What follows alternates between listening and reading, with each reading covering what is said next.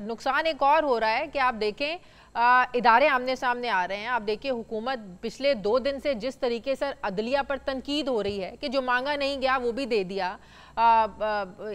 کہیں سے کہا جا رہا ہے فری ہوم ڈیلیوری کر دی گئی ہے. مطلب کہ ایسی تنقید ہو رہی ہے عدلیہ پہ, تو لگتا ہے ایسے ہے کہ حکومت طاقت کے زور پہ سب کچھ کرنا چاہتی ہے, طاقت کے بلبوتے پہ ابھی بھی پی ٹی آئی کو سپریس کرنا چاہتی ہے. آپ صنم جاوید کا دیکھیں, 2 دن سے عدالتیں حکم دے رہی ہیں کہ صنم جاوید کو رہا کر دیا جائے. آج رہا کر کے لے کے جا رہے تھے, پھر پکڑ لیا. یہ لگتا ہے کہ جنگل کا قانون بنا کے رکھ دیا اس ملک کو. دیکھیں جی, جب 2018 میں اس وقت کے سپریم کورٹ نے ہم جو مسلم لیگ نون سے الیکشن لڑ رہے تھے سینٹ کا, ہمیں فارغ کر دیا کہ آپ انڈیپینڈنٹ لڑیں گے, آپ مسلم لیگ نون کا ٹکٹ آپ کا فارغ ہے. اس وقت اتنا ہم نے احتجاج کیا, ہم نے اتنا مذمت کیا کہ یہ غلط بات ہے, اور یہ اصولی طور پہ غلط بات ہے, اور یہ ایک فیصلہ جو تھا ٹوٹلی بے بنیاد اور غیر جمہوری, غیر قانونی, غیر آئینی تھا.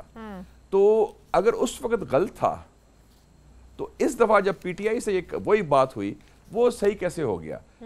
تو ہمیں چاہیے کہ جب اس وقت بھی غلط تھا وہ بھی ہم نے کنڈیم کیا, اس وقت بھی غلط ہے اس کو بھی کنڈیم کریں. اور جہاں تک طاقت کا تعلق ہے تو وہ تو طاقت آپ نے کتنی استعمال کی. 8 فروری کو وہ طاقت کہاں گئی؟ وہ ہوا میں اڑ گئی, وہ فارغ ہو گئی, ہوا میں اڑ گئی.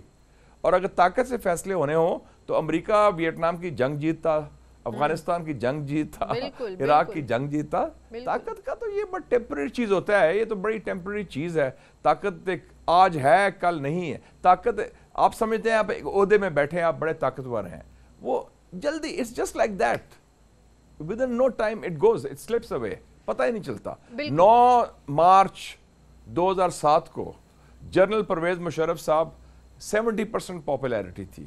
دنیا کے مقبول ترین لیڈر 2 تھے اس وقت 70% میں, ایک پریزیڈنٹ پوٹن رشیا کے, ایک جنرل مشرف. انہوں نے چیف جسٹس افتخار چودھری کو نکالا, دوسرے دن چیف جسٹس افتخار چودھری کو دھکے دیے گئے, بال نوچے گئے. It was over, he was dead, he was gone. That was the beginning of the end. بالکل اتنی پاورفل رجیم کا وہ کیا ہوا, وہ سارا طاقت ختم ہوگی. تو یہ طاقت جو ہے نا, یہ وہ تکبر جو ہے نا, یہ اللہ تعالیٰ کو بھی پسند نہیں ہے. ہم کہتے ہیں میں بڑا طاقتور ہوں, طاقتور ایک ہی ذات ہے, اللہ تعالیٰ کی. اگر ہم یہ سمجھ لیں نا کہ, اور وہ اس لیے وہ کہتے ہیں وہ مکرو و مکر اللہ و اللہ الخیر الماکرین. The Almighty planned, they planned, and the Almighty is the best of the planners. اللہ تعالیٰ کا منصوبہ جو ہوتا ہے کنجی اللہ تعالیٰ کے پاس ہے, بندوں کے پاس نہیں ہے. بندے تو یہ بات ویسے ہم پی ٹی آئی والوں کو بھی سمجھاتے تھے جب وہ اقتدار میں تھے, یقین کریں یہ ہم ان کے وفاقی وزراء کو بھی یہ بات سمجھاتے تھے. ان کا بھی دماغ خراب ہو گیا تھا بہت زیادہ, بہت زیادہ. مجھے یاد ہے جس دن عمران خان نے کہا نا کہ I am indispensable, there is no alternative to me, میں نے لوگوں کو کہا کہ آپ فارغ ہے.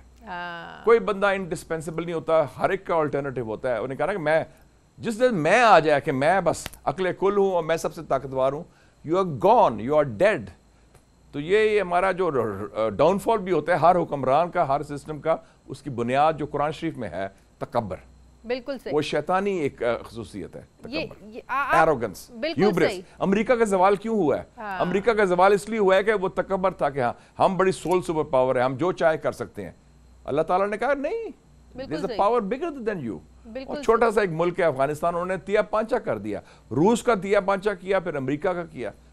تو یہ ہم سبق سیکھیں جی, ہسٹری جی, یہ کوئی راکٹ سائنس نہیں ہے, یہ کوئی بڑی کوئی خاص بات نہیں. آپ نواز شریف صاحب کی سیاست کو بخوبی سمجھتے ہیں. اب تک جو ان کی خاموشی ہے, وہ پارٹی صدر بھی بن گئے, اس کے باوجود بھی ان کی جو خاموشی ہے وہ دبے دبے الفاظوں میں کہتے بھی ہیں. آپ کی مسکراہٹ بتا رہی ہے کہ آپ بڑا کچھ جانتے ہیں اس خاموشی کے پیچھے. اس خاموشی کی وجہ کیا ہے؟ دیکھیں جی, ایز اے خیر خواہ آف میاں صاحب, میں جب میاں صاحب 21 اکتوبر کو آئے, ان سے 3 مہینے پہلے میں نے پہلے کہہ دیا تھا کہ میاں صاحب کو چاہیے کہ وہ وزیر اعظم بننے کی خواہش ترک کر دیں, چوتھی بار وہ صدر بن جائے. صدر وہ بن سکتے ہیں اور وہ supreme commander of the arm forces ہوں گے, ہیڈ آف اسٹیٹ ہوں گے بڑے آرام سے. لیکن چونکہ ہمارے ہاں سسٹم ہے خوش آمدیوں کا, چاپلوسوں کا, کہ نہیں جی تا حیات ہم نے رہنا ہے, قائد محترم کا یہ کرنا ہے, تو انہوں نے سارا الیکشن کیمپین اس بیسس پر چلایا. کوئی الیکشن, کوئی مینیفیسٹو, کچھ نہیں تھا. الیکشن کیمپین کیا تھا؟ چوتھی بار پرائم منسٹر پاکستان کو نواز دو.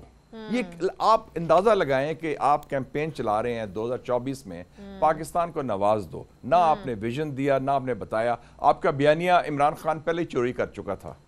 آپ ایک عوامی جماعت سے سرکاری جماعت بن چکے تھے PDM-1 کے دور میں, اور ایک وفاقی جماعت سے آپ پنجابی جماعت بن چکے تھے.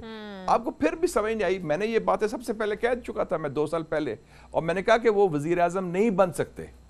مجھے کوئی الہام تو نہیں آیا تھا, میں نے اپنا مشاہدہ دیا تھا بیسڈ آن دا فیکٹس, اور وہی ہوا. آخر میں کیا ہوا؟ تو وہ فارغ ہو گئے. وہی ہوا جو مودی کے ساتھ بھی ہوا. آپ کی بار 400 پار, آپ کی بیٹی بن جائے گی چیف منسٹر. وہی حال ہوا نا, آپ کی بار 400 پار. مودی نے بھی ایروگنس دکھائی, او جی اب کی بار 400 پار.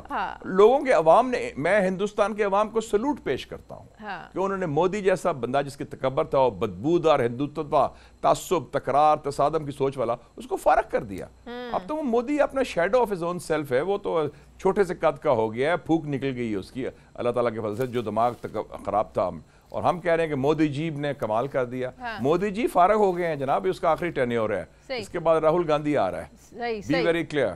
صحیح. مشاہد صاحب, آپ کو بھی پتا ہے, جس طرح بھی آپ کہہ رہے تھے, بڑے بڑے اشتہار لگتے تھے یہ نواز شریف کی باری کے, 4تھی بار وزیر اعظم, 4تھی بار نواز دو پاکستان کو. بات یہ ہے کہ آج پھر کیوں نون لیگ کے لوگ کہتے ہیں کہ نواز شریف تو کبھی بننا ہی نہیں چاہتے تھے, وہ وزیر اعظم بننے تھوڑی آئے تھے, وہ تو پاکستان کی عوام کی خدمت کرنے آئے تھے. ہنسی آتی ہے اس بات پہ. میں کیا کامنٹ کروں. جس دن پاکستانی قوم اور پاکستانی قیادت ایمانداری سے اپنے آپ کے ساتھ اور اپنے عوام کے ساتھ سچ بولنا شروع کر دے گی, ہم باقی اور قائد اعظم کے نقشہ قدم پر چلے گی, جن کے کال اور فیل میں کبھی تضاد نہیں ہوا, جنہوں نے کبھی منافقت نہیں کی اور ہمیشہ سچ کی بات کی. اور وہ جو کہتے ہیں نا صادق اور امین, وہ تھے اصل میں تاریخ میں, ہماری تاریخ میں واحد بندہ جو صادق امین تھا وہ قائد اعظم محمد علی جناح تھا. جس دن ہم وہ ان کے نقش قدم پر چلیں گے, یہ قوم بن جائے گی.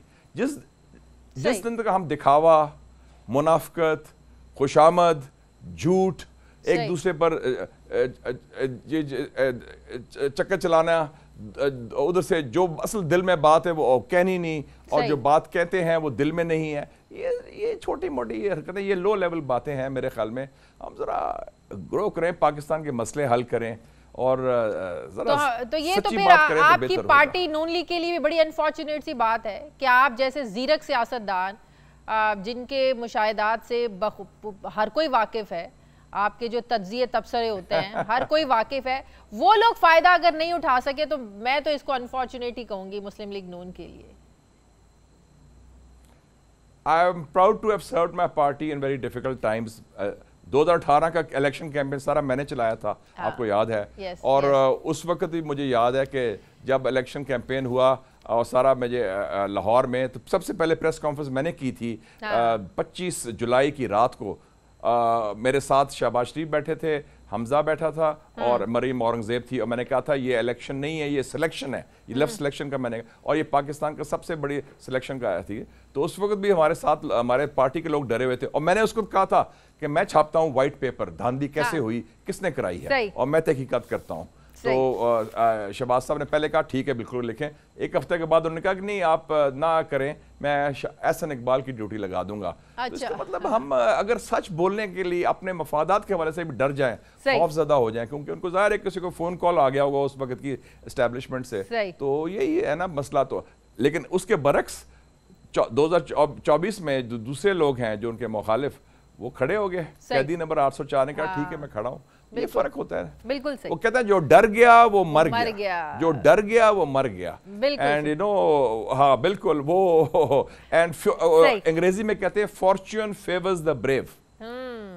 ویری ٹرو, بالکل صحیح.